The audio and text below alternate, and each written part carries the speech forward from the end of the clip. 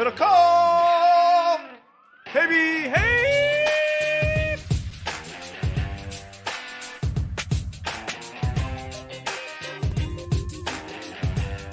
It's another blue-collar edition of Haberman and MIDDLEKAUFF. Back from a sun-soaked week in Tahoe. Look at you. Tanner than the last time I saw you. Feeling good. Want to shout out to Jack Nicklaus, Old Greenwood. Highly recommend. Truckee. A lot of great public golf. Old Greenwood, where they just had the Barracuda. Cuda, as some people call it. I call it the Cuda. I'm about hole 2. We're playing with a couple random guys. And the guy looks at me. He's like, God, this thing's hard. And he's like, Nicklaus, he visits all of his courses every 3 years to make sure they're up to his standard. I'm like, Nicklaus? He's like, this is a Jack Nicklaus course. And I was like, but then it was tough, very hard. Keeps the rough. Remember when we were playing Harding right before the PGA and the rough, kind of like that? It was. This guy claimed that it's like that year round, high rough. Wow. So when you miss the fairway, you are fucked. When we played Harding the week before, or the that was longer than this, but it was of that. It was a cousin to that. I lost the ball in that rough just off the fairway. Like it was not, because they narrowed the fairways too. Remember at Harding, the fairways were like that rough was longer. Right? That rough was like, should we keep playing? I mean, I lost like 5 or 6 balls. We were barely off the fairway. I left a Haberman and MIDDLEKAUFF golf ball in that rough, hoping it would pop, like Faraday would find it during the broadcast. But Liv? That's back when he Charles worked for Barkley. NBC. Yeah. Actually, that was an ESPN broadcast. So true. Everybody's favorite caddy. He'll be on Liv. I saw someone tweeted out a pic of Greg and Charles eating lunch today in Atlanta. You see that? Yeah, Charles was waving. The guy took a photo of Norman from inside, and then Charles saw him taking a photo and waved to him. Saw someone tweet. It's just he's trying to get him to play in the Pro-Am for their next event. I see. And the conversation did not go any further than that. Yeah, it didn't hurt anybody. Charles already said. What if Chuck left TNT? NBA's not paying me as much as Liv. Well, he said he did. My thought was, what if he's just kind of bored talking about the NBA? What else for him to say? Like he's been doing it for 25 years. He's just hanging out with his boys, right? But it's a lot of work, right? Once they start the playoffs, they are on. How many times is like Charles has had Chinese food 3 hours ago and he's wiped out. He's exhausted. Does it ever cross your mind if you're like laying in bed or on the couch and the Warriors playoff game just ended because they always go to the NBA Finals and they're on, you realize it's like 10:30 here. They're in Atlanta. Yeah. And Ernie's always got a lot of energy and those guys, I'd say they fake it pretty well for the most part. Yeah, but Shaq's always kind of been a little. Yeah. I'm just saying Shaq does not. If I was Charles Barkley, I enjoy it, but if I was Charles Barkley, I'd highly entertain taking off. Well, I mean, there's going to be a lot of money. Yeah. He'll be paid like an NBA player is now. Because remember, he was an NBA player back then. NBA players now get paid a lot of money. My guess is he's gone, honestly. Anytime I see anybody rumored, I assume they're gone. Yeah. The problem for them is so much money. Well, I think he makes like $10 million, right? Yeah, I would think whatever he makes, I'm sure that 3x it. Yeah, they're like, well, Draymond's was always gonna replace him. I was like, well, yeah, Draymond's like 31 years old. It's not like he can't do both. Draymond's like, I'll try it. I will try it. You see, D-Wade. D-Wade does it when D-Wade's not grinding it every Thursday night. The thing I would say about him, even relative to Draymond and definitely Dwayne Wade made like $350 million, I think, right? That's what I'm saying. It's like he's made a lot of money. He's not just available whenever they need him on NBA TV. No. Like it feels like Shaq is available whenever they need him on NBA TV. Shaq's on NBA TV a lot. Charles, you don't ever see Charles on NBA TV. I actually stumbled upon this YouTube of Shaq. It's one of the best things I've ever seen. I got down a Kobe rabbit hole over the last couple weeks one day, and it was Shaq, those 4 guys, I think on the Lakers on the court. It was like the day after he died. Might have been the day before the funeral, and it was Shaq, Charles, Kenny, Dwayne Wade, and Ernie. And Shaq talked for like 5 minutes about just your loved ones and like how just he kind of got in his own world and about how Kobe had texted his son that day. I think the guy that had played at UCLA. Mm-hmm. Sure. And his whole thing was like, I just work. And I always, since playing, even when I played, I always tried to do all these different things. People thought it was for fun and I had fun doing it, but I was always working, right? Shooting movies, rapping. endorsing, like I work. Like even Charles has been adamant. Like I don't do as many commercials as I could. I just kind of pick and choose when I want. Like Jack is everywhere. I mean, it's one of the things he just grinds. He works and he works. I don't even really know what we're talking about, but I just my take with Shaq is like legitimate. I just think he likes working, and part of it is like, I got multiple wives. He's divorced. I got a new one. He's like, I take care of my entire family, and I take care of like everyone under my umbrella. And it means a lot to me to take care of people. Yeah. Yeah. You probably acquire a lot of property, just a lot of expenses, right? Yeah. Add up. The general, baby. What are they paying him? I would imagine all of his endorsements aren't like the premiums at this point in time, don't you think? Not saying it's not like $1 million, but it's not like every single one's paying him $10 million a year or something. No, I wouldn't think 10 million, but somebody told me they thought that Stafford was getting like $1 million for that AT&T commercial. Which one you thought was kind of cheesy? Yeah, that hasn't stopped airing. Cheesy. I just thought it's like, yeah. Anyway, we don't need to talk about that commercial, but they were like, and the person DM me, they were like, I mean, $1 million for half a day's work. It's pretty good. Stafford's rich enough that he bought a house in LA and then he bought Drake's house next door and he's going to wipe it out and make one massive property. Right. I love a rich guy move when he does that. It's great, but still someone's like, hey man, I know you don't need the money, but it's $1 million for like 5 hours work. What do you think? You go, what the hell? I'm free today. You know what I mean? Yeah. Like even someone just offering you $1 million, cool. I'll take it. Well, if you just think about it like this, you are going to make so much, you're going to make even a ton more. You can do a half day's work where you never did as across your mind, like, how am I going to pay for my kid's college? Well, I put $1 million away for a half day's work while I sat inside a studio and it was stupid and it was so easy. Yeah. How are you going to be, which is it Kylie that's taking 3-minute private jet flights? It was a 50-minute drive. Well, there was one that was going to be a 40-minute drive. Or maybe it was the one that was going to be a 50-minute drive. There was another one that was going to be a 40-minute drive. Peace, love, and earth. Took the plane. I mean, Phil used to, it's a little different, but like take his jet when he played Pebble Beach, the AT&T, fly home every night. Now that's, again, he wanted to sleep in his own bed. Yeah, $75 million plane. I mean, you want to use it, right? Would you say that's a little different than a 3-minute? Was it when it's a 3-minute flight? Does that mean when it's peaked? I don't know. If that's takeoff and landing, that means you spent 45 seconds at like your highest elevation. I mean, I know a few people who take the plane from Fresno to Monterey to hang out. Right? Yeah. Okay. 2.5 hour drive. 2.5. But 3-minute airtime is short. Enough time to pee if you've been hydrating that day. Yeah. I mean, I guess. I mean, Calabasas, the Kobe thing, you would say, well, do you need to take a plane? Can you take a helicopter? But I would say that's changed a little bit over the last couple of years, right? Yeah, yeah. I was talking to a helicopter pilot about that today. He told me what he thought happened. But now, granted, that wasn't a crazy, even for them, foggy day, right? I mean, I bet Kobe's not alone helicoptering. I mean, the president has helicopter one or whatever. Yeah. All right. Should we dive into some detective work here, John? Yeah. I'm confused. The hell is going on? It's slow time, it's well, camps are back. I mean, Niners are back. We'll be in Santa Clara next week, probably. Well, tell me when the pads come on. All right, so let's recap what's been said about Jimmy Garoppolo. This was on Tuesday. Okay, this is what Rapsheet said on Tuesday on NFL Network. Expectation is he will be fully cleared. In other words, able to make all the throws 40 yards down the field and more at about mid-August. That is the expectation. I'm told the 49ers are thrilled with where Jimmy Garoppolo is as far as his health. The rotator cuff, that is expected to be stronger when he gets through all of this. But anyway, we are not going to get any answer on where he is going to be playing until he's fully and finally physically cleared.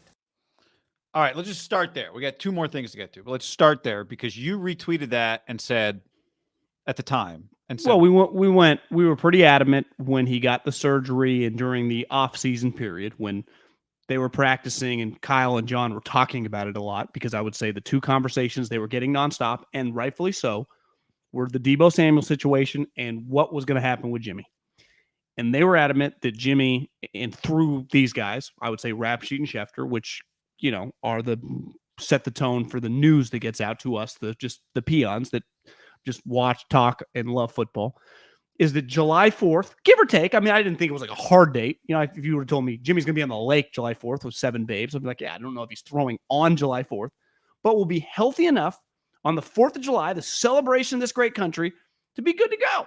And when I thought good to go, like, then he still got 3 weeks by the time camp came. And that was, to me, I felt the messaging. I don't know if I just felt you all agreed that camp came, whether it was the Niners, were they going to hold him away until they get a trade or whatever, he would be able to practice the first day whenever Team X, July 27th, July 29th, whatever their day was, on the field, throwing and playing the sport of football.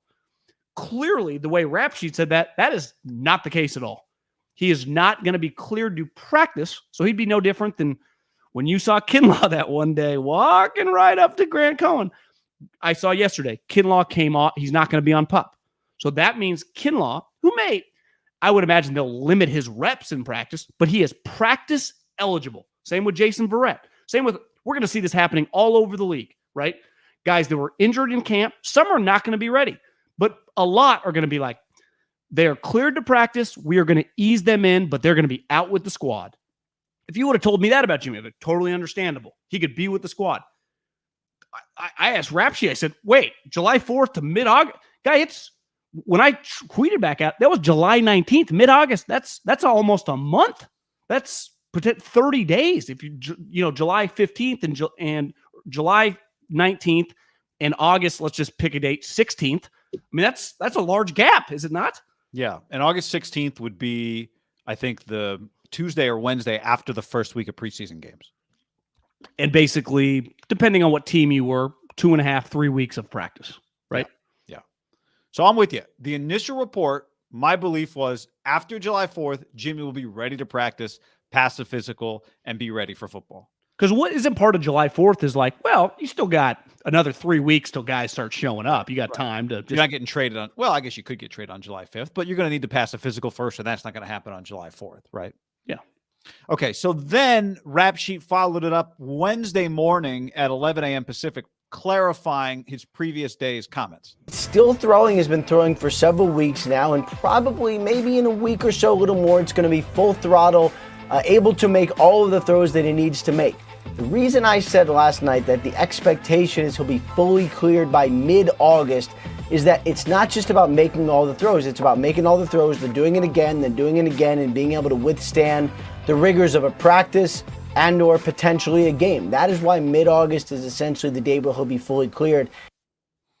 So that was his clarification. Then Schefter tweeted something which we'll get to, but that was his clarification. In other words, physically healed is different than, has his arm back up to speed. Like there's a difference between the first day you throw after Tommy John surgery and then really being ready to throw a complete bullpen. And he's saying Jimmy won't be ready to throw a complete bullpen until mid-August. See, and this would be my pushback on that. An ACL, a shoulder, whatever position you play. There's also a difference between being physically cleared and like, just taking all the reps, right? Most guys, there is a cleared. He's able to full throw now, a bullpen, but we're not going to put him immediately in the game. Or I'll go back to Kinlaw. Throw 3 innings in single A, but he's not ready to start in the big leagues. I'll go back to Kinlaw. Do you expect to see Kinlaw like he's just full go, 100% all the reps? That would be insane, right? You would take it easy on him. No different than Jimmy Garoppolo taking the reps. If he can't, again, based on what my guy Rapsheet, and I like him personally, is not able to throw to mid-August, I think that's a little bit of that's a red flag. I mean, not throw until he's saying in that. Excuse me, I mean, not be cleared to throw in practice. Cleared to throw in practice is a red flag to me. Okay, then Schefter at 12:32 p.m. Wednesday writes and tweets this. Garoppolo has been cleared to start practicing as the Niners prepare for the start of training camp next week, a team source told Schefter. The Niners still expect to exercise caution this summer with Garoppolo, who underwent surgery in March. And the report that got some attention was they have permission to seek a trade, but he has been cleared to start practicing as the Niners prepare for the start of training camp next week, a team source told Schefter. So that was the last part of it. Wouldn't you say the first part, and I know Florio on the social media streets, like Adam, been a guest of the show, we're huge fans. He's one of the GOATs. I saw Strauss wrote something. Might need to read it. It's supposed to be pretty cool. You read that Strauss's article on Schefter? Do you do a little. I haven't read his article about Schefter. I did get the email from his Substack that we both subscribe to that said I did an article on Schefter. Yep. To me, that's old news. I mean, that was kind of acknowledged. We said it 2 weeks ago. Breer said they've been talking, and then I actually John Lynch said that in OTAs. Yeah, I just thought Mayoko said that too. So again, like Schefter, I'm not against repurposing. I think as we play detective here, the thing here is Schefter in his piece says a team source told Schefter, a team source. I think when we saw Rapsheet's report the other day, I don't know about you, I assumed it was Don Yee, and it turns out Norm Chow's son works with Don Yee. Do you know that? Norm Chow's son. Connor Chow? What was his name? Carter? Is it Carter? Carter Chow, yeah. Yeah, Carter Chow. I didn't know. I had emailed him a couple years ago to try to get Jimmy as a weekly guest. And Carter or Don? I was told that Carter's the point man, so go to Carter and ghosted guy. You should open up with some Hawaii knowledge. Can you get ghosted if you've never contacted with somebody? No. Yeah. So that's not ghosted, just didn't get a reply. Ignored. Yeah. Ignored. Try again.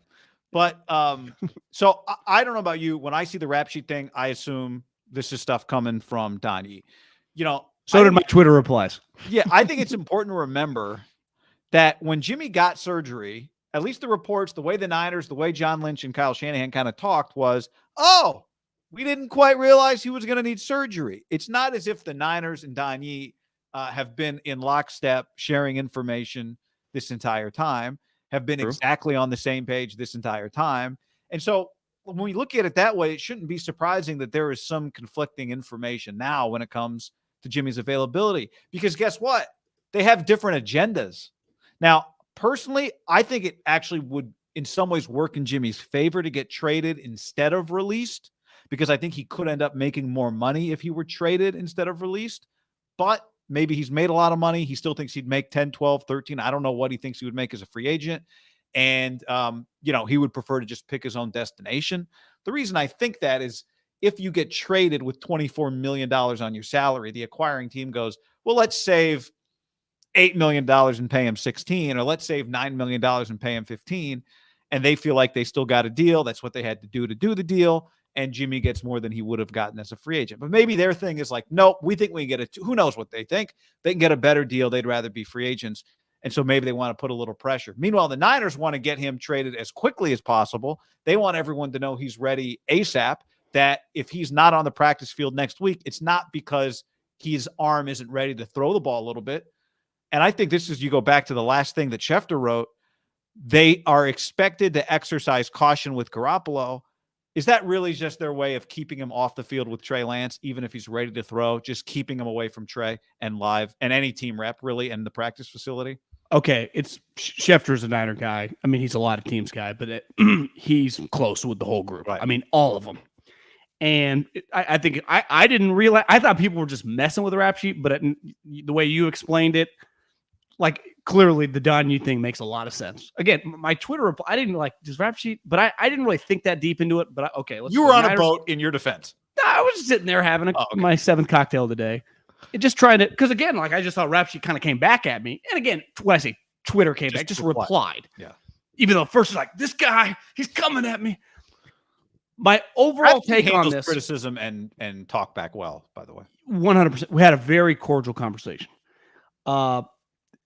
I think it's so fucking stupid, and I mean so dumb, to do this stuff through Twitter about Jimmy Garoppolo. Because I'm thinking, if I'm GMX and I'm interested in Jimmy, under no circumstances do I give a shit what these two are saying. If I'm going to trade for him, one, my doctor, which in every city, it's like the number one doctor in that area, is going to have to see Jimmy. And two, when I see that he had shoulder surgery and now the timeline has been pushed back a little bit, I would kind of think like a baseball GM, I'm going to need to see a throw, my man. I could not trade for him without seeing. Now, there are rules. You break them. Hey, Don, you're going to have to video him out on the practice field throwing with whoever his River Craycraft or Danny Amendola or whoever he's working with, and send it to me. Because this gets back to, I get sometimes you battle through social media, and we'll get into Kyler. Like ultimately his agent, accomplish what they were looking for. We'll see the, NFL contracts, whatever. But like that statement a long time ago, everyone pushed back. That was crazy. They got what they wanted. Now, did that happen truly because of social media and more just like, well, do we really want to deal with this guy Pouty?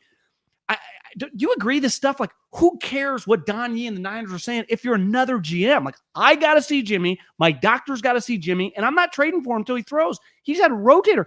I go back to the Padre thing when they traded the pitcher who was injured. Like, but the difference is, like, I don't think most people even knew. This one is everyone acknowledges the guy had surgery. He's been injured, and now the timeline's a little weird.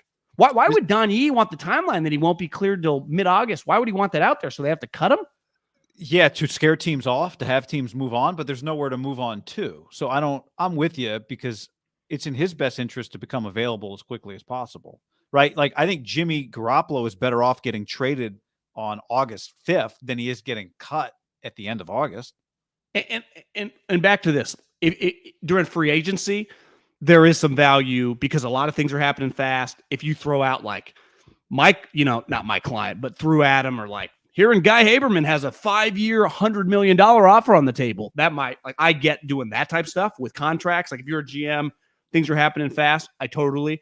But in a situation like this that's stagnant, it's like there's not, like, what's happening. I don't understand the point of it all. Now, I understand once Don has to do that, the Niners kind of had to respond. But I don't think it accomplishes anything. Like, nothing has been gained. You're the GM of Team X. You go, hey, Don, is Jimmy cleared for a physical? He is? Great. Let's get the results of that bad boy. Let's get our hands on him. Wouldn't you also ask for some, hey, he's been throwing for 4 weeks. Do you have any video? Could you send it my way? Well, are they going to just – is any team going to get their hands on him before they acquire him in a trade? Or are they just going to take – the Niners will do a physical, he passes it, and everyone just accepts that physical? Well, there are rules like you wouldn't be allowed to throw until you have signed a contract. Traded. So it's a little complicated. And this is where I think you'd have to break the rule and send me the video. And this is where Don Yee could go simply like, we're not doing that. We're not breaking the rule. So, I mean, Don, they do have some leverage of control. Like, you break rules when you, like, if you had a client that you wanted to get signed somewhere, you're like, yeah, I'll send you whatever I got. But you don't break the rule in a situation like this if you kind of want him to get cut. You want to get cut. Because you're getting from teams, hey, we need to see him throw in person before we acquire him. And this is where, to me, the relationship, it's never easy in any position, right? I mean, you and I experienced it kind of like where it feels like you're getting replaced in real time, but you're still there, right? You're like, God, they got my replacement right here. It happens a lot in radio. It didn't truly happen for us. Like, the guy that wiped us out is sitting there. It happened. We just got replaced. It was over. But it happens a lot in radio. I would say historically, like, guy becomes part of a station, and he's really just there to. They already know the guy they're going to fire. Then they fire him like 6 months later when his contract is less prohibitive. They don't have to pay him as much, and they insert that new guy.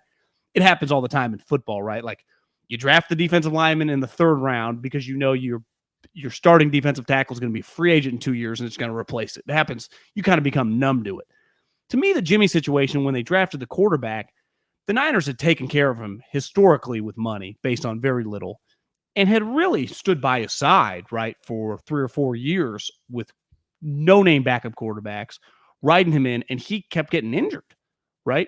So it's like their bitterness, if you told me, well, it's like Trey Lance out of nowhere, and it's like, I don't know, man. I would understand if you're Tom Brady, or you go back to the most recent thing, the Aaron Rodgers situation. I get him being like, kind of fuck you. Like, I understand sitting in his shoes being like, this is insane. I'm 35, 34 years old. We have so many needs. We're still good. And you're taking a quarterback. This is nuts. To me, I don't give Jimmy, and again, we're all humans, so I understand having a reaction, but like them kind of now trying to fuck with the Niners, who they may have some evidence that I clearly don't, but it doesn't feel like the Niners have been fucking with him. How about this last year? Like, Kyle was very, very behind Jimmy the whole time, right? As a player. Yeah, I don't think they've been. But I do think they're kind of messing with the Niners constantly over the last, especially this offseason, when the Niners have been very. Are they messing with them, or do they just not think there's going to that whatever compensation they're going to get in a trade is worth all this trouble? That guys, no one's ever worked this hard for a 5th round pick in compensation. could we have just cut him 3 months ago and let him move on? Which now, you the could, problem which is you once could he argue got that's surgery, they weren't going to do that, right? He had to they're be not healthy eating for them cash. to cut him. Yeah. So maybe it wasn't as much about that. If that's what you wanted in some ways, if you thought there was an end game where you get cut, then maybe you get back healthy as quickly as possible. But maybe it's been made very clear to them there is no scenario where we cut him before the last day of the offseason. That would be the first day that we consider cutting him, is the last day of the offseason. Until then, we're holding on to you and trying to trade you. But then, I mean, they could make it really weird. Like, don't come around and Jimmy just shows up. Right? Like, it could get weird fast. Yeah. And this was always me being adamant back. Like, once you go, you just got to go all in. Well, they do need some videos of him throwing to get out. So are those private videos in LA? But I'm speaking of the Niners. Like, the Chiefs, it was much easier. Alex was healthy. He was coming off the best year of his career. Traded him to the football team, Redskins at the time, Commanders. This situation, like, it feels like they pushed all their chips in the tray thing, but they're also like still kind of being a little greedy in this situation. Like, ultimately, if they ate the $7.5 million, like, does anyone give a shit? I mean, honestly, beside kind of Jed, I guess. I mean, what? Like, it could get weird. What the Niners report the 26th. You're saying $7 million is part of a trade? Is that what you're saying? I'm saying to cut him when he's not, quote unquote, passing a physical and the injury guarantee or whatever. That if they report the 26th, like, what if Jimmy just shows up? He could. He's on the team. Like, it can get weird fast. And yeah, although Jimmy's never done anything weird, right? But if he feels like you guys are screwing me right now, why do I care about your pick? Like, what are we doing? Let me go. Stop holding on to me. Like, if I was in his shoes, like currently right now, and I was like, let me be, because Jimmy's not going to talk about this, right? No, but it's been pretty clear for a while how this was going to get handled, right? Like, I don't think July 21st he'd suddenly lose his cool when it's obvious this is where it was. But it's one thing when you don't really have anywhere to go and you're injured. It's another thing where it's like, I'm tired of this situation. Like, you can change your tune in a situation pretty fast, I think. Yeah, I mean, I don't know what his move is. What to say to be a pain in the ass, to show up and make it awkward. They're not going to put him on the field. I don't mean make it awkward. I just mean show up. I'm on the team. Let's go. Yeah, I mean, they could just not put him on the field. You know, you want to stand over there in a hoodie, feel free. We don't have your jersey ready. But again, that gets back to then the Niners. Like, I'm sorry, I'd have to be critical of the 49ers situation. Like, that's not the way to do business when you got a young quarterback. I agree. I would just be surprised. I'd be surprised if it played out with them telling Jimmy not to show up, and maybe the first time a team's told a player not to show up and he showed up. Although, did Deshaun show up without being told to stay away? Yeah, remember they put him at scout team safety. That's right. Yeah. So, but again, but the Niners are saying he's cleared to go. So am I cleared to go or am I not? Like, it's already getting a little weird. But they're also saying they'll exercise caution, which means we're not putting him on the field. And I think cleared means, I do think that through both of these different reports, we can read, yes, he can throw the football, but he couldn't be QB1 for a practice right now. Physically, his arm's not there yet. I can't say that based on Schefter's report when he said cleared to practice. Like, I mean, a lot of players wouldn't be ready. But he said, just to be clear, he said cleared to start practicing. So that can mean a different thing than, I mean, if we're really parsing words. But I thought with the way Rapsheet tweeted back at me, like, he's not cleared to start practicing until mid-August. Just to attend practice as a quarterback. But then his clarification yesterday was, yeah, he can throw. He just can't throw 40 yards? A full practice of throwing over and over and over again. Yeah. I love how he picked 40. How many 40-yard throws are there? If we were talking about Josh Allen or Mahomes, what would the number be? 75? Like, he can't throw 75 yards. It was a great number. I actually think it can work in Jimmy's favor, sorry, not Jimmy's favor. It can work in the favor of a trade if he's not traded until, the second week of the preseason. Like, you do give teams time to have their quarterback run out there a few times and look bad. And the Seahawks can go, Drew Lock is just, this ain't it. Where the Texans can go, we thought Davis Mills was really, really ready, but we don't think we'll win 8 games with him. Yeah, I do think that the situation, it's fair to say that Schefter came back with a clear where it was coming from. I don't want to say acrimonious, but they're going back and forth a little bit, which has not really been their thing, right? To go back and forth with a guy that they like and respect. Like, you kind of got to piss them off. Debo pissed them off, but they handled it very good. Jimmy is not really. I mean, even the surgery pissed them off just because I don't think that he got surgery, but they clearly didn't find out. Like, we found out, right? Through Rapsheet. Right. This situation was like, hey, mother, you guys, can't we just kind of work together on this? And Don Yee was like, yeah, I'm kind of tired of working together. That's how it felt. And then I was like, okay, we'll play ball this way. And that's where I get where we're a step or two away from it. I'm not saying TO in the because driveway. I think it's still pretty tame by NFL battles. But they don't even get close to fucking with that anymore. That has not been their MO at all. Like Kinlaw screams at Grant Cohn. They're in John Lynch's office by the end of the day. Like, they do not like drama with their player stuff. I would say might be one of their best characteristics, like scheme football wise, is like they avoid that stuff like the plague. Even when this year, like, it was clear, like, what's going on with this coaching staff? They just kind of they stay out of those waters. Because I would say this, that John and Kyle, for the most part, I'm not saying they don't talk like consistently to the power brokers. Clearly, John Lynch is tight with Jay Glazer. They're boys with the Shanahan family with Schefter. But they don't get in those pissing matches like Howie has no problem getting into it, right? I mean, Jerry and certain teams are just like, they kind of like it. Bruce Arians doesn't even do it. He would just say it himself. They are very, very cautious, I would say. I respect it, because I think most people would be hard when emotions are running high. And that was the first time it's like something weird could pop off. And you could say it's not in the best interest of anyone. I agree. But like, we're getting to the time where people are on the field, money starts moving, people want to get going, football's in the air. They want to sign Debo. Yeah, Jimmy just doesn't want to. It's like, I'm fucking just sitting here. I'm ready to go. It's the other thing. I mean, I think it's like the bottom line, though, is it's in everybody's best interest for Jimmy Garoppolo to pass a physical. Totally. Like, is he going to delay a physical so that he can get cut at the end of the preseason? I would say, I guess that's my overall point. Like, at this point, like, I'm kind of on my toes about. I would have said no, like middle of summer. That's the thing that matters right there. Because if I'm Don Yee, because we've had time to figure out what the contracts, who he's getting traded to, and what. Like, they've been talking for 6 months. The second he passes that physical, it shouldn't take another week to trade him.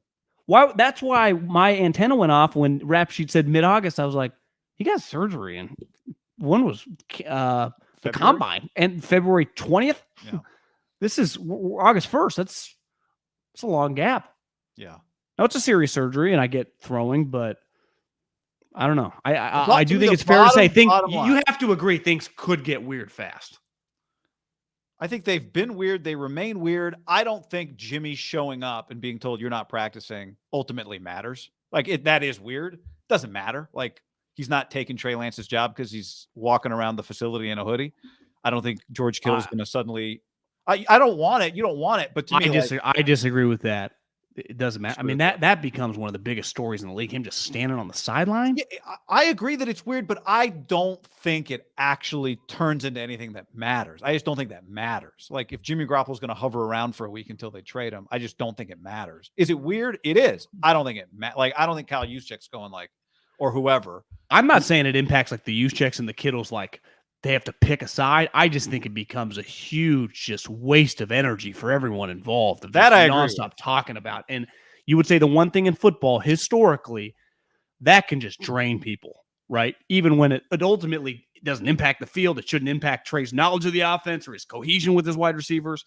It does become an energy drain for a lot of people. But I don't think Jimmy wants to do that, right? Like, I don't think he wants to spend a week or 2 weeks or whatever. I agree, but I do think, like, if you're Don and you're like, I'm tired of getting fucked here. Like, if that's where you're kind of like thinking, like, we're tired of getting slow played. And I'm with you. I would have been like, well, they've always been on the same page. This is the first time where it's like, well, maybe they're not quite like they're both, especially Don. Like, I'm kind of tired of this waiting game. But they want to trade him as quickly as possible. That's what the Niners want, right? True, but I think Don Yee wants to cut me and let me pick my destination. Yeah, which it's gone on this long. They're going to wait all this. It's like saying, why would they trade Debo week 3 of the season? They wouldn't, right? But here's the thing. Like, ultimately for the last 40 days and even the next, I would say the majority of teams, the Raiders I saw were on the field, but they're playing in that first game. So they, them and the Jags report way early. Most teams, when did the Niners report? The 26th. You're not even on the field. Wednesday. Yeah, so they're not on the field the majority of the league till Thursday, let's say. So we're talking on Thursday. We are a week away from any football things mattering. So the time, like, what was really good, if I was a GM, like, I'm not in any rush. You haven't even seen, it was the first time these last couple of days, like the Niners sign Ndakwe. This team puts this guy on pup. I've seen a couple of those. There just hasn't been any transactions because the league is just completely paused. Beside the occasional, even the Kyler thing, I would imagine they're reporting in the next 2 or 3 days. So they got this thing done. Like there hasn't been, like, Don could have been mad July 10th, but nothing's going to happen. He knows, like, it's now time. And this was kind of, that's, again, this is me kind of taking an educated guess. I wonder if he was just always going to have this move. There was just no point in doing this, like, in the middle of June when he was not even close to being throwing yet. You might as well wait. And now the time's now. I guess what I'm saying, I think it's fair to say that there might be a chance that Don was always ready to make this a little weird when it came nut cutting time, when training camp started. Yeah, I think that's fair. I also think it's going to be nearly impossible to put the Niners in a situation to cut Jimmy Garoppolo before the last day of the preseason. Because I think the other thing they would wait for, we talk about picks as compensation all the time. Sometimes there's just rosters. A rookie that you got in the 4th round looks better than you expected, and all of a sudden your veteran cornerback is expendable or whatever, right? Is there a player trade that comes up in the preseason that the Niners like? The one thing, though, I would say about that cutting him, whatever, that you're talking about, like the 53-man cut down. I'm saying cutting him, just the day before his contract becomes guaranteed for the season. Basically, like, you're at odds with him. You can't find a trade partner. You wait it all out. That would be truly the most ruthless thing this group has done. I mean, because that would be an enormous story. Let's just assume they just told him to stay away. He's ready to be traded. They refuse to cut him when he's cleared based on their timeline. That would be pretty, like, that would be their first, like, kind of Belichick-y and, like, fuck you, we don't even give a shit. We'll just cut you when we want to. Well, but I guess they could cut him if it's very clear, if it becomes very clear to them nobody's going to trade for him. At that point in time, maybe you cut him too. But I just think we're going to wait until let's say they don't think anyone is giving them good offers. You wait until the last day, just in case somebody breaks an ankle, That's where I wonder. Down the steps. Let's just pick a date, the 10th. He's cleared to go, like, fully cleared. Could practice for anyone the 10th. Yeah. But there's, like, nothing's really happened. Right. It's like in the Browns, I saw something. Did Florio write yesterday? Like, they're not that interested yet. Yeah, but again, they were working, like, they worked out Josh Rosen today. They're like, B. Jacoby's back. I'm like, give me a break. Well, they need a camp arm because they've got arms. So that's a good point too. So that honestly might be nothing. And usually a lot of these workouts are not. Let's say that's when Don and those guys kind of go nuclear. Okay, we've played ball. We've got it back and forth. We've stayed away, but now I'm cleared to go, and you refuse to cut me because you're waiting on some broken ankle. Screw you. We'll make it weird. Whether you show up, whether we kind of go nuclear through the media, I don't know. I just wonder if, like, that would become a tipping point, because that would be basically, again, I'm just picking a date, the 10th between whatever that date is, September 2nd. Like, that's a long period of time if Jimmy's just, like, what's Jimmy, 30 years old? For the last 12 years of his college and NFL career, he's never sat in the middle of August when he's like, I would be mad if I was him. Like, what are we doing? This is insane. Like, we're not on the same team. We're done. We're broken up. Let me go. You can get off the hook because I'm fully healthy. Because I worry about you getting some comp 6th. If I was Don Yee and my first priority was Jimmy Garoppolo, I would go nuclear at that point. If you refused it, if there are no trades and you've allowed me to do this for, like you said, it's in my best interest if I can work out a $15 million trade, better if you cut me, because ain't a soul paying him $15 million. I think that would be the most likely point of when Don would throw the curveball, because that is the move as an agent. Like, there comes a point in time where that is your money. Like, that is your business. Like, you do need to do something. And the other thing is, Donnie is not like Drew Rosenhaus, where he's got a million other sweet, like, these running backs. Like, you got to be careful. Like, feels like he's got Brady, and this was like an add-in, right? And the Brady thing's pretty under control. Yeah, you never had to worry about it. But you agree? Couldn't that be a time when things could get really weird? Because if I was Jimmy, I'd be pissed off. What the fuck are we doing? But again, I don't know. Like, Jimmy, really, at the end of the day, how much disruption can he really cause? Is he going to stand on the sideline being pissed off, or is he going to? At the end of the day, he'll be smiling with Trey, like talking to him, right? But you just say historically in sports, just that's when things like you got to play a card. Yeah, show up, but that's immediately kind of gets weird, and you got to get asked about it all. Like, the Niners do not want. Is it fair to assume they don't want that? him around. Yes. So you play the card of him around. Yeah. Which I don't think gets them to cut him. I don't think that's bothersome enough that they've gone all this time. Yeah, but he hasn't been around all offseason. But I understand. But they've gone all this time. I hate saying it's a bad look, quote unquote. I hate that more than anything, probably. But you don't go all this time just to cut him once camp starts.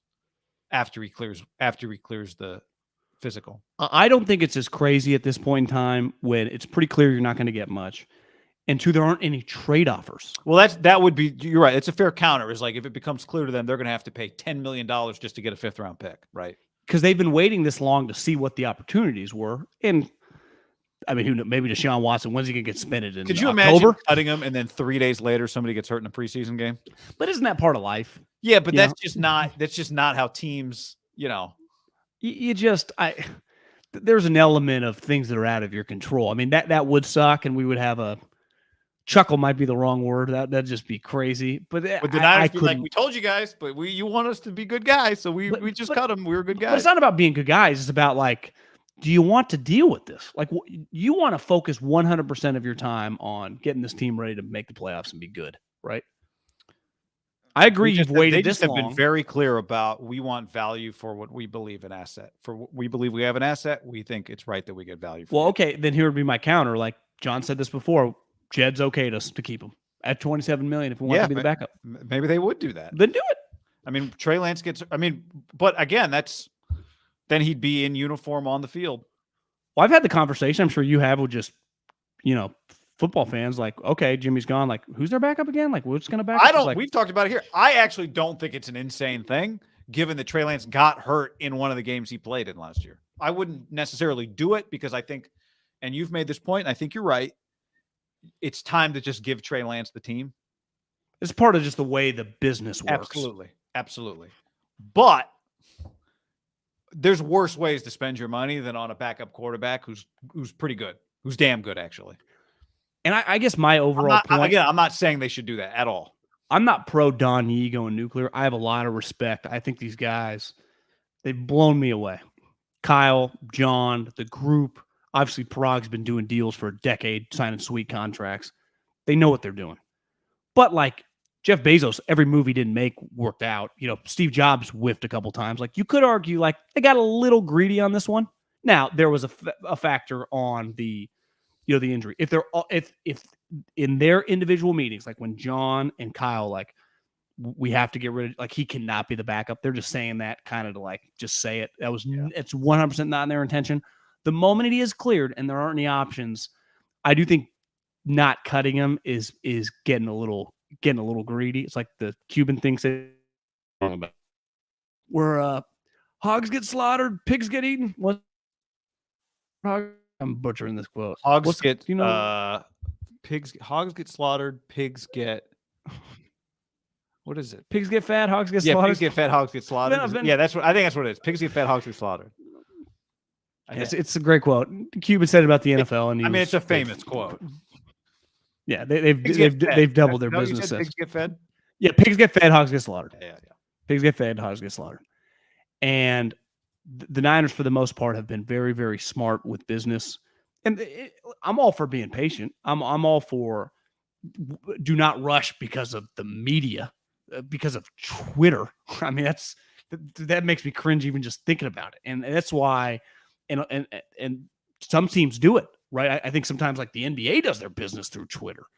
And there's a time and a point where doing stuff through that makes sense, like I said, with the contracts. In these situations, I do think there's just time to just cut bait and move on.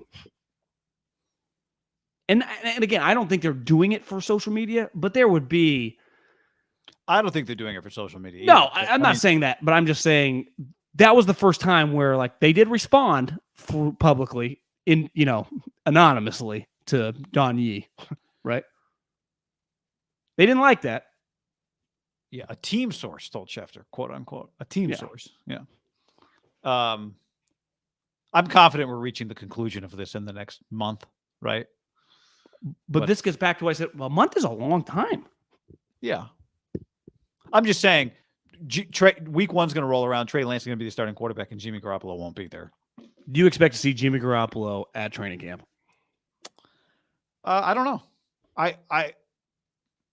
It wouldn't shock me if he shows up. Yeah. At this point, I think now it's not his MO. Like he is below the radar and off the radar.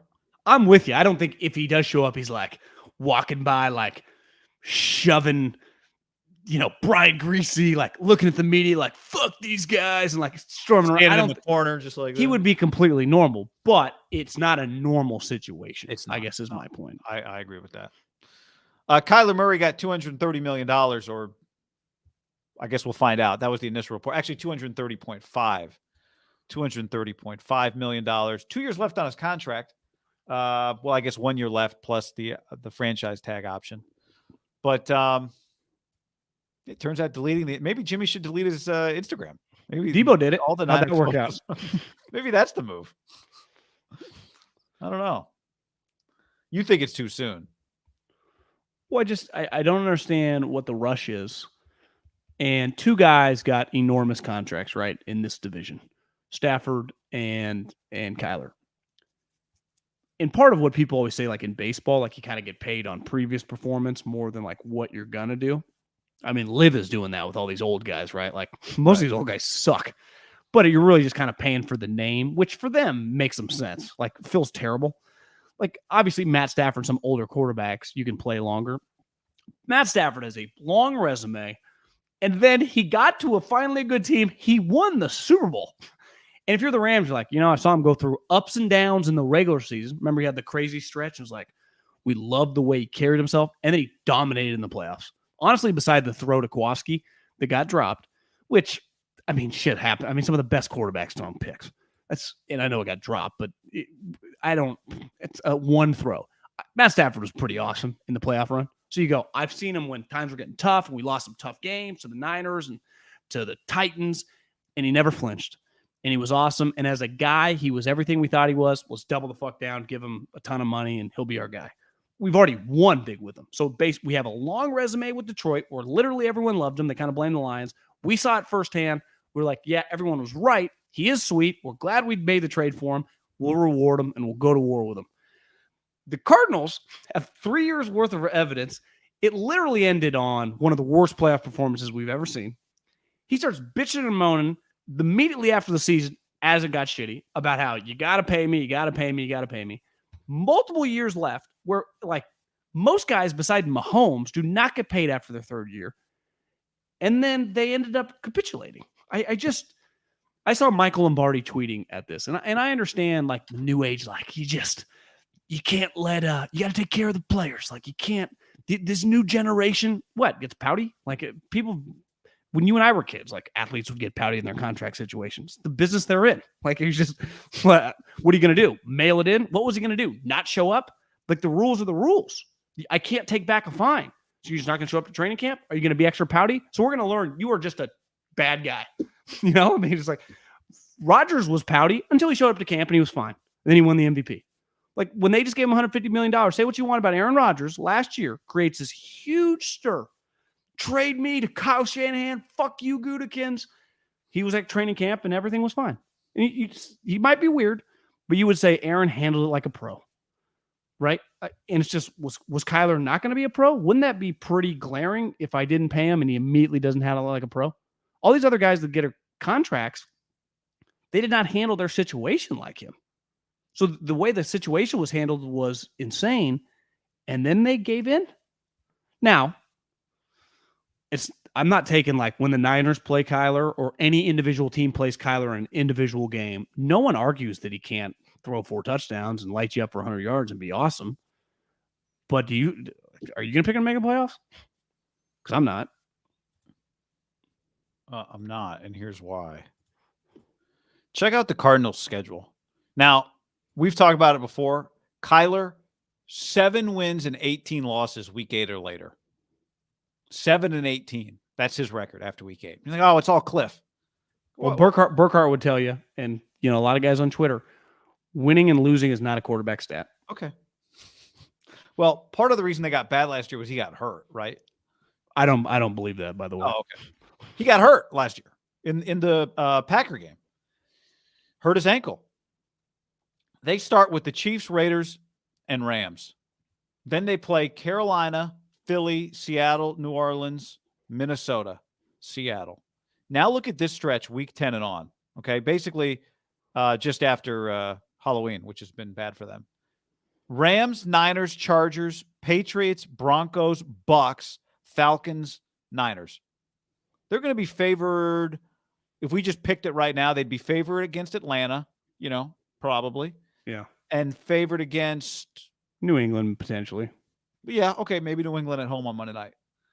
Like, the schedule exists for them to have a really bad November, December again. They could be favored against that Niner home game, right? By like one or two. Could be. Yeah, they could be. That game's in Mexico, though. Oh, so it's true. Not really a home game. Well, who do you think will have more fans? Looks like the Niners probably pretty big in Mexico, right? Yeah, Niners. So I think that possibility exists again. Now, it'll be interesting when the real numbers come out, as they always do. Did they get a good deal? Like, it's really hard with a quarterback to be in a position to not extend a first-round quarterback that you drafted, right? Like, Baker was right on the line, and part of it was they didn't like him, and they got Deshaun, but they didn't like him. And the group, it wasn't their guy. Kyler is this team's guy, right? Yeah, that's a good point. This guy is a top 15 quarterback, right? Some would argue top he's better. 12. He's probably even better than that. At his best, he's an MVP candidate. Like, when he's healthy, he is a legitimate MVP candidate. He can have stretches in a month where he's the top 2 or 3 player in the league. Yeah, that's right. Overall player. No one's arguing that. Like, that's the thing about him, right? That he's not a remarkable talent. So my point is, he is clearly in the category of you are giving him another contract. Or if you don't, they could traded him and a bunch of teams would have paid him, right? Which guys in his position, like, when does that guy get traded? This guy get traded, right? Quarterback, this guy get traded. But my whole thing, guy, is like, so what I'm getting at, though, is just to finish that point is, it'll be when the numbers come out, did they look at it and go, look, guys, in 2 years, he's going to be the 11th highest paid quarterback in the league, like, whatever. So we'll just give him this money right now and bet on him getting, if we don't pay him this right now and he does have a healthy season, he'll be even more expensive a year from now. Let's just give him this money right now because it's going to turn out to be a good deal for us if he's just healthy for 17 weeks, 18 weeks. It's not a bad logic if he sustains this level of play, which the next 4 years. The knock on him. You said he got hurt last year. He got hurt the year before as well. Remember, I think it was a Thursday night game or a Monday night game against Seattle. I forget. It was a primetime game. He got slammed. Well, he's tiny. So when he does get hit, he's just more inclined, it feels like, as a smaller, thinner player too. Like, you see Chubby Russell, like, I don't know exactly how big he is, but he's always been a thicker guy. Kyler's slimmer. Now, Kyler, unlike Russell, is more unlikely to get caught, even both like in Russell's skinnier prime. Kyler is, what would you say, top 5 like runner around guy of all time in the league at quarterback. Like, he's a remarkable speed move guy. I just don't understand, like, can we just see back-to-back years of making the playoffs? Back-to-back years. Back-to-back years.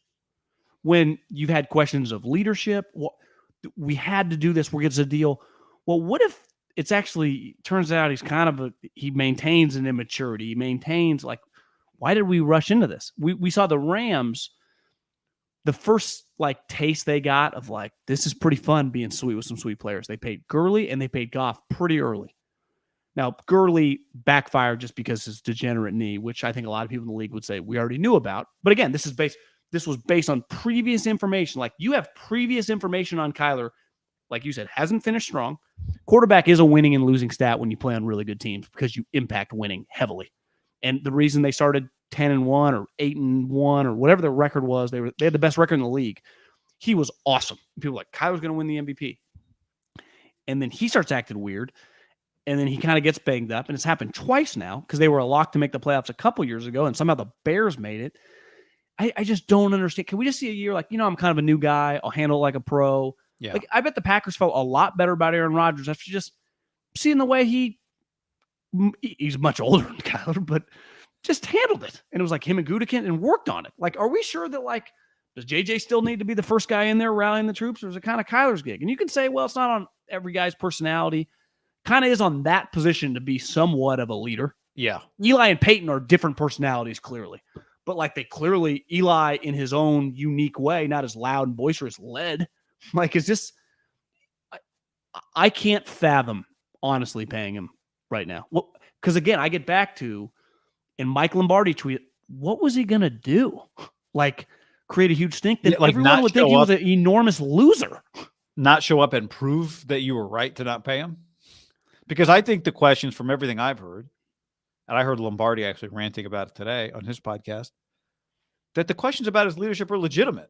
Like, they're real. But they haven't even ran from it. They even admitted it last year, right, when they signed J.J. Watt. Like, we need a leader in the room. Yeah. Now, he was a second year, but still, like, how many people do you think watched the Monday night playoff game? 20+ million? We all saw it. Like, how weird was that?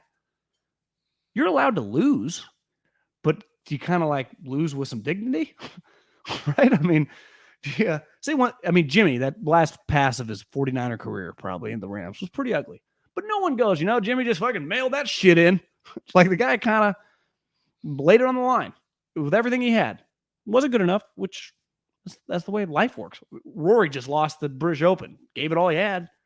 Did Kyler, does Cliff and Keim think that he gave 80% effort in that game? Like, what was his effort level? Effort level, not execution, not stats. How hard did he try? Because people were like, he's already mad. He doesn't think he's going to get paid. This guy just consumed with. He wasn't a 4th-round pick. Like, he was. He's rich. He's rich. Rich as shit. Not much richer now. He won. He got his way. I just think it felt very NBA-ish. Bitch and moan, got his way. Just usually doesn't work that well. And the number actually looks NBA-ish too. But I'd say this, 30. Even if it comes out like the true guarantees are half the amount, they still committed a lot. Like, they're still in bed with this guy for several years, which you'd be like, well, they weren't going to move off him anyway. Well, that's fine. They didn't have to financially commit. I think I agree. So I think it's a big win for the Niners, not because I think they're going to, like, beat the Cardinals. I think individually he's going to be hard to beat. Yeah. But if I'm the Rams or the Niners, and let's just assume Seattle's going to suck, I feel good about them struggling on the whole season. Like, are they just going to be a consistent double-digit win team with that guy leading the squad? They're just going to be the same every year. They might get you once, but you'll get them. And if you're a button down, like Grant Williams. But I mean, when they're playing other teams. No, I know. Did you see Grant Williams from the Celtics, their podcast clip that went around yesterday of him saying, I believe, and I still believe to this day, we're the better team. They might be more disciplined, but we're the better team. And, it's not sexy for discipline to fall into the category of how good you are. It's more talented is usually what you mean. Like, I think he feels like we're more talented. We shouldn't have lost. But the more talented team loses all the time in every sport outside of college football. Well, who's the most disciplined NFL player of all time? Who? It's Tom Brady, right? Oh, Tom, yeah. I mean, so, they just have a flaw. The Cardinals have a flaw. Now, part of it might be Cliff. Cliff wasn't good late in the season in college either.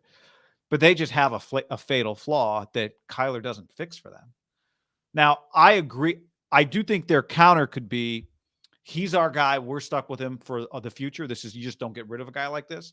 And so our best chance of success is to try and make him happy as early as we can, get that whole mess done with, and see what we got. Because if he's a healthy player, he could be a great player for us, right? Now, I don't think that's not the way. Like, if you talk to a parent would say that's not how you get what you want.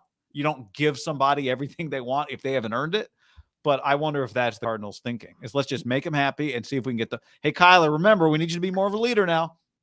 You got it, guys. I think you could almost guarantee that's their thinking, because that's the only logical way to explain this. And I would say a parent, I would say any business leader would say that's the craziest thing I've ever heard. When you're talking like, if me and you wanted to do some business venture that would cost us $1,000 total, take some risks, even if we knew this might not work, whatever.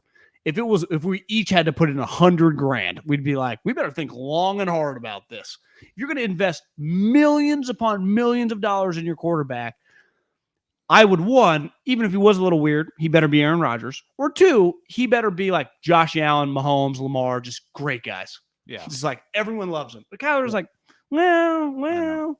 That's where I'm telling, if I'm the Rams or the Niners, I'm like, hell yeah.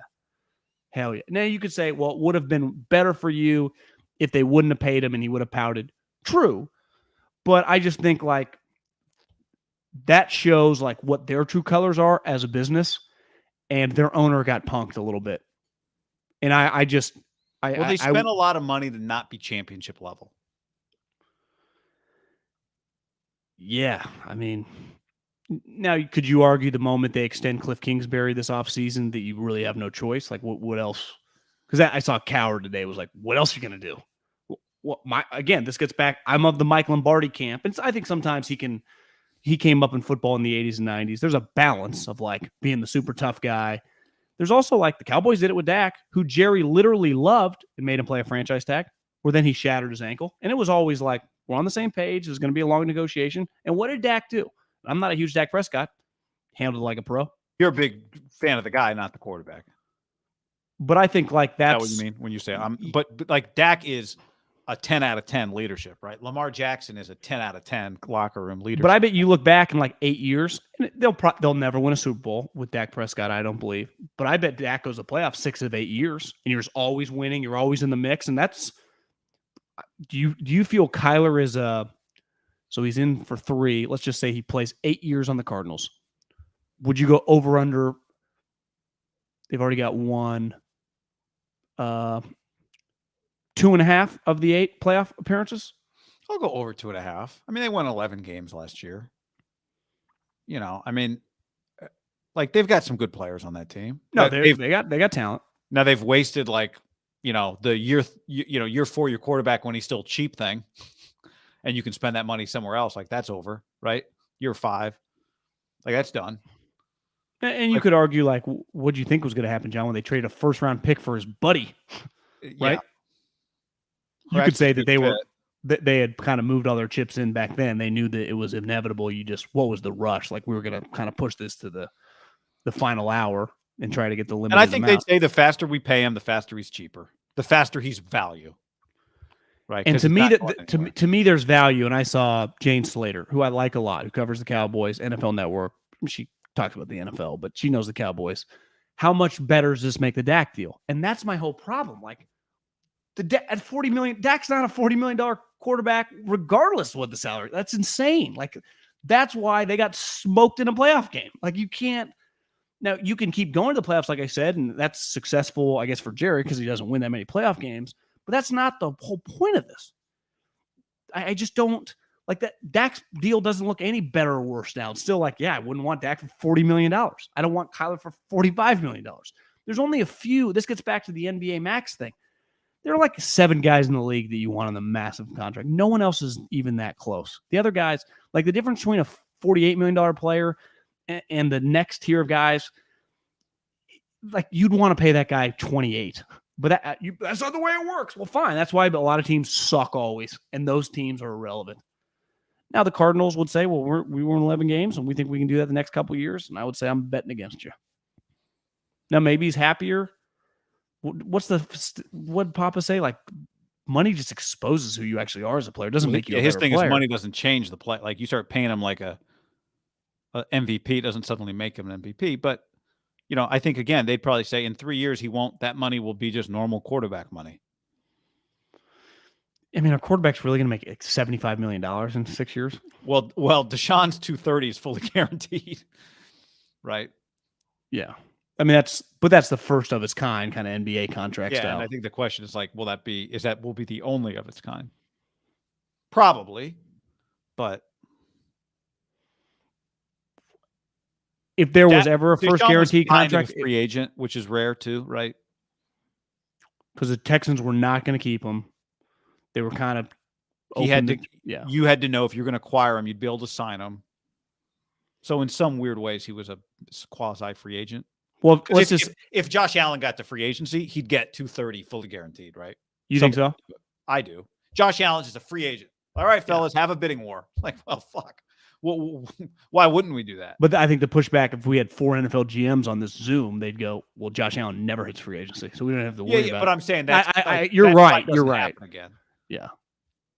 But I think even some of the owners would be like, 4 teams, right? We're talking to them. The Saints, the Panthers, the Falcons. They all are like, fuck you. All of them they backed out, and the Browns were like, okay, guys, we'll do this. So it was really, but the Browns, like the Falcons, only takes one. The Panthers aren't good. The Saints are not. Like the Browns feel like they're ready to win, and they hated their quarterback. Yeah, I think it was the perfect sequence of events for Deshaun to get a lot of money. Even though they just gave a guy $230, they may get suspended for 2 to 8 to a season. No one knows. But they got Josh Rosen backing up Jacoby Brissett. Well, by the way, might be in court. Question on the stream from Mars. Y'all still do Shave It or Save It?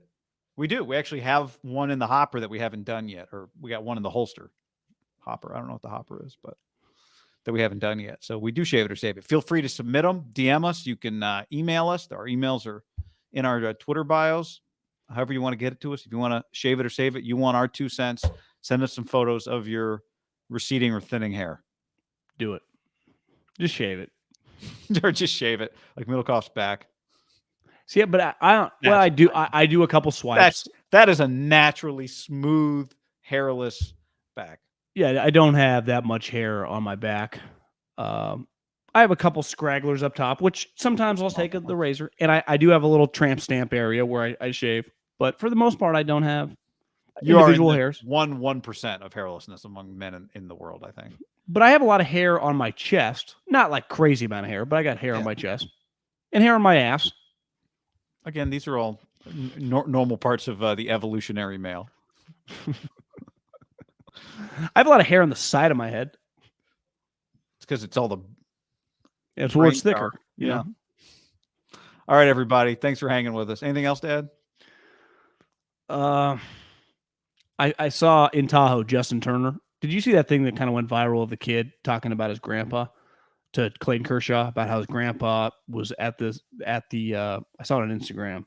This guy in like a Dodger jersey, Kershaw. This probably was the day before maybe the home run derby when they do the press conferences, and went up. This kid must have been like less than 10 years old, probably 6, 7, 8. Went up to Kershaw talking about his dad was a huge Dodger fan, was at the game when Gibson hit the home run, and just his grandpa died a couple years ago, but it was like he loved you. Like the kids started crying, and Kershaw got it. I mean, it was pretty emotional. You watch it. I saw Justin Turner. All of a sudden, we just look over, and someone's like, I think that's my ex-coworker. It's like, no, that's actually Justin Turner. He's there, tank top. So they recognized him, but didn't know why. Didn't know why. Figured out pretty quickly it was Justin Turner. There with, good-looking girl, another couple buddies, just getting drunk. I mean, it's just bar around the water, having a good time. Countless kids coming up to him, Dodger hat. I mean, this guy, I started thinking, like, you really just get like if you don't make the All-Star team, a couple-day vacation if you're a baseball player, right? This ain't long. Like, you got to travel Monday, or maybe you travel Sunday, you get Monday, Tuesday, get back Wednesday, right? Yeah. Now, it's not private jet from LA, but not that far. But still, like, you just get a couple days to really screw around if you're a baseball player. Every single kid got up and like took a picture. And you're just like, one of the moms I was with was like, are all guys this nice? I'm like, for the most part, people are very friendly. Like, I don't think these stories go viral sometimes, like these famous people being assholes. Like, I've never really experienced that. And I think sometimes people assume that. And it was just, I didn't think it was impressive. I just thought the guy, he was just a good guy, just being nice. Kids coming up, Dodger hats, just signing them, taking pictures. It was just I don't know. It was a feel-good story. Just guys being nice to kids.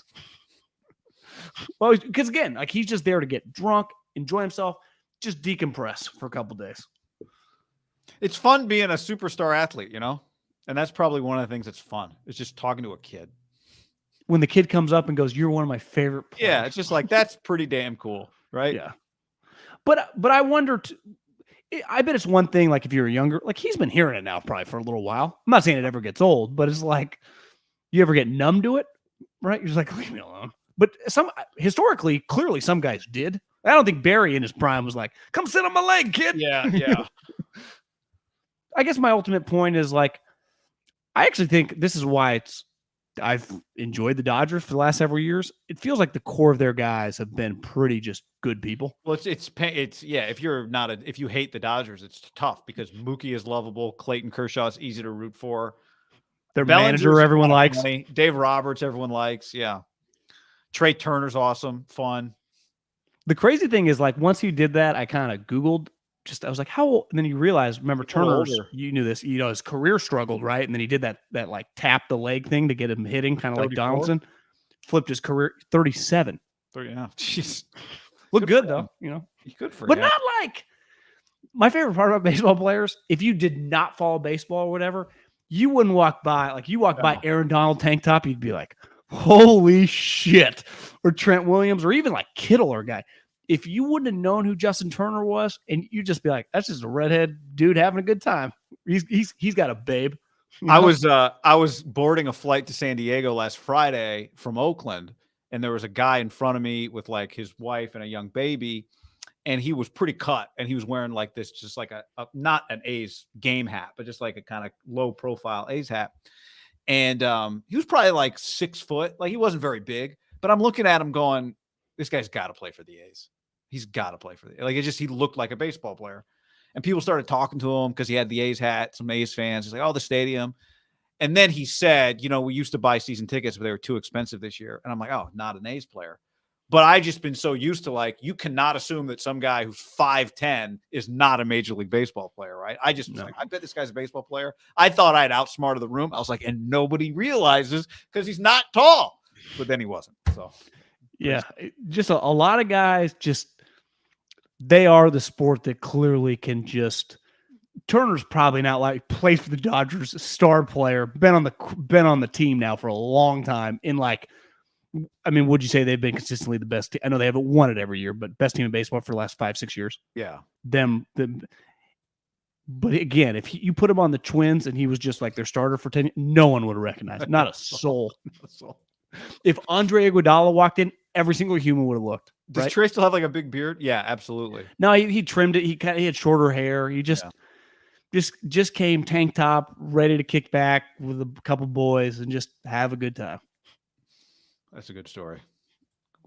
It's like good people being, good guy. Friend of the show. Let's get him on the show. They're like, right. John, you're in this mix. Go say something to him. Like, I got nothing to say. Just hey, man, alone. Let him be. You're in this mix. I was gonna be like, hey, I saw Bumgarner at the Yeti store the other day. You got, and then you realize, like, where would that even go? How do you like Yeti? You hit him well. Remember when Puig and him used to get into it? What do you think of that whole thing? Yeah, but Joe says met Marvin Jones and Peter King at the NFC Championship game. Both really nice in person. Harrison Ford is a dick. Sean Penn waved off my coworker in 2010 in Marin for a photo. So I think there are enough stories of that people just their first reaction is like, is he going to shun the kids? God, I feel bad now. Who was telling me? Like after seeing the reaction, I didn't even know this guy, and I didn't have a TV in Tahoe to watch the game, but the Fox Twitter account did a good job of that second inning, the Blue Jays guy. I saw you tweeting about it. It was really cool, right? Yeah. They tweet out all these things. I was like, that guy seems like the coolest motherfucker alive. He's like, Smoltzy, what should I hit him with? He's like, backdoor slider. And it was just, and then it's like, yeah, that's sexy. That's what he said to Smoltz. How cool was that inning? It was awesome.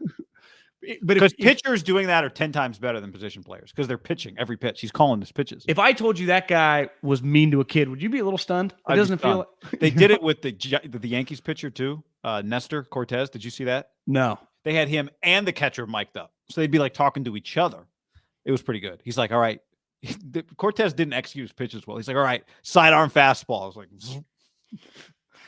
it's like, I'm going to hit him with the, and then he tried something weird. It didn't work. But the Blue Jay one was better because he executed it. He struck out the side, right? Struck out the side. It was really good. Yeah. He's like, I like this. He's a high cutter. It was sweet. Honestly, I didn't even know the Blue Jays had some sweet dude. Somebody was telling me the story the other day. I don't remember who told me the story the other day. I don't think it was you. They had a buddy that was at in some town, or Toronto or Salt Lake City, somewhere there was this big music festival. They get in the elevator and it's Robert Downey Jr.'s in the elevator and they're trying to figure out what to say. And finally he's like, you in town for the festival? And Robert goes, duh. And that's all he said. That was the whole interaction. And then the guy just stopped. You don't know what to say in that spot. Like, what do you say? Yeah, I think if you have a couple people that you like, if you ever run into, you'd have to say something to, you got to have a game plan, because I experienced with Bumgarner. I had no pitch. I didn't know what to throw. So I went in blind, and it was a disaster. If you run into a singer, do you just start singing to them your favorite song that they have? The singer would be hard. I would Josh say Groban? I've thought a lot about Garth over the year. You start singing Friends in Low Places? The one time I ran into Montana, and our guy Keith Williams, who at the time was at Tulane, and his son was there, I had an easy pitch, and it came out right away, and he stopped and talked. Because I thought after I saw Justin Turner, I was going to eat a restaurant. I had Tiger Woods hat on. I'm like, what if Tiger Woods was just in Tahoe having a sandwich? Which, why the fuck would he be there? But I have it ready when I see Tiger, is that Sam did a fantastic job in your Hall of Fame speech. Because what's Tiger going to say? That I think he responds to that. It's not going to blow you off. No. But it's hard to have that with, like, what if you just run into Sean Connery? Like, what do you, The Rock, man? Like, you're flying blind with. That's the way your mother likes it, Trebek. That's what you would say. Yeah, you just run into, like, you just run into Will. You just run into Will Ferrell at a bar. Like, what's your go-to? You probably flustered. You don't have one. Because right? a million people have yelled "Milk was a bad choice" to Will Ferrell, right? That's not getting it done. Yeah, and even if you come with, like, "Hey man, I loved Elf," or what, he might just come not be with in the like mood. some movie that nobody liked. I think is the move. Like, I know I loved. Remember he made that like serious movie for Hallmark Channel, which nobody watched, but it was a serious movie. He made a movie for Hallmark several years ago that was weird. What if you start singing his rap song from what's it called, with John C. Reilly, where they rap and then they crash the boat? Boats and Hoes. Like, see, how many times has he heard that? So you just it's difficult. There's a difference of being smooth and being, because you're also just naturally a little starstruck, right? Roy says, the coolest guy I met in San Francisco, I was working security for the Giants, Joe DiMaggio, class act, 1986. He came out of a side door in a blue suit 3 hours before the game, came right up and shook my hand. It's a good story. That's Roy's been around, a Ray. Roy. Yeah, Step Brothers. Yeah. I wonder if John C. and Will even talk anymore after, you get left out, and then the show is awesome. I don't think so. Right? Because if you were very, very mad, you got left out, and then I would say the show, pretty big hit, right? Yeah. Yeah. I had a barber in San Francisco who he bought the shop. He's the barber has since passed, Chris. He was in his 80s. R.I.P. Or early 70s. A few years ago he died, but he bought his barber shop from a guy, Joe DiMaggio, used to get his haircut there. And he said he had a picture of Sinatra on the wall, and anytime Joe came in, he had to take the picture of Sinatra down because of Marilyn. I read a story about Marilyn Monroe that she really smelled. I saw that too.